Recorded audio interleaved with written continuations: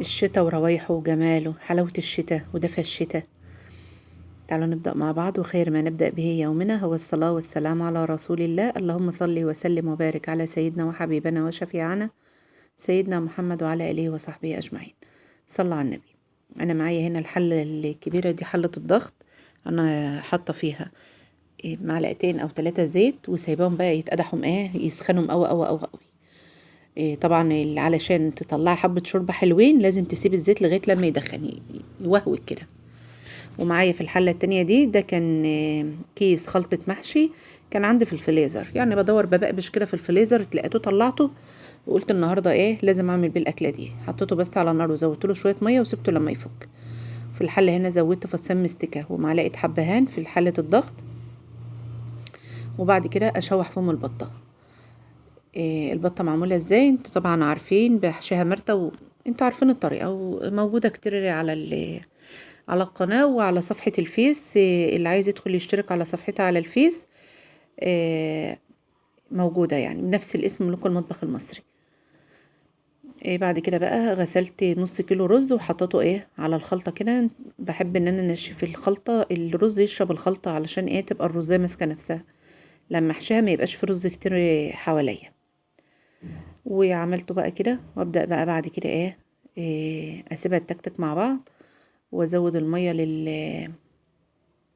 للشوربه بتاعتي، واسيبها لغايه لما تستوي. انا طبختها في حله الضغط لان الوقت ما كانش مساعدني، الوقت ما اسعفنيش، فعشان كده ولعت عليها فيها. يعني انصح اي حد عاوز يجيبها.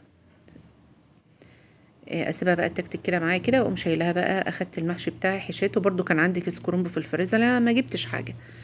على ما حشيتهم بقى كانت البطه خلصت، اخدت سقيت منها المحشي بالشوربه بتاعتها، ولو عايزه تزودي عليها معلقتين صلصه زودي.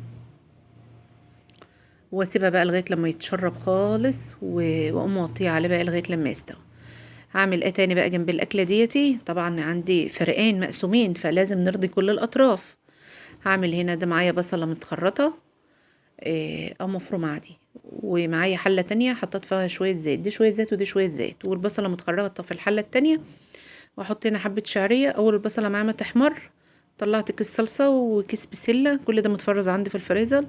طلعتهم وحطيتهم كده في الحله، واسيب بقى البسله تستوي. ومعايا والحله التانية بحمر فيها الشعريه وازود لها الرز، واسيب برضو الرز معايا لغايه لما يتشرب خالص. بس هزود بس في البسله ملح وشويه فلفل صغيرين وحبه مرقه. انا ما بستعملش الا المرقه الفوريه، علشان بس محدش يقول ان هي فيها ضرر وكده. انا ما بستعملش غير المرقه اللي هي بتجيبها من عند العطار السايبه اللي هو بيبيعها، او ممكن تستعملي الاكياس اللي هي الجاهزه، الاكياس مش المكعبات.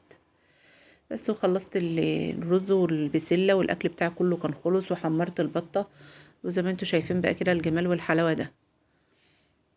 خلصته بقى كده، وده كان غدا يوم الجمعه. يا رب يعجبكم وتجربوه، وعايزين تفاعل بقى حلو على القناه كده وعلى الصفحه بتاعتنا على الفيس. ومع الف سلامه.